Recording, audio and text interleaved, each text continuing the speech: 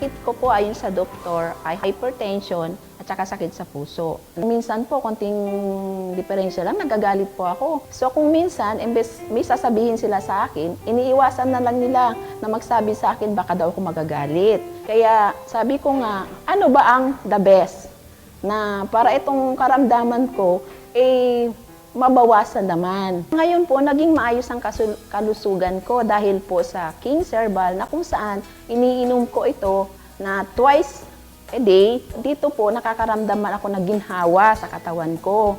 Yung dating pananamlay ko na hindi naman po talaga ako nakakapasok dahil mahirap nga po ang katawan ko.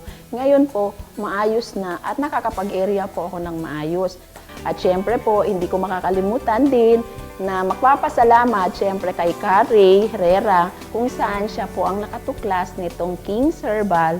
Higit sa lahat po, nagpapasalamat ako sa Panginoon Diyos. Marami pong salamat.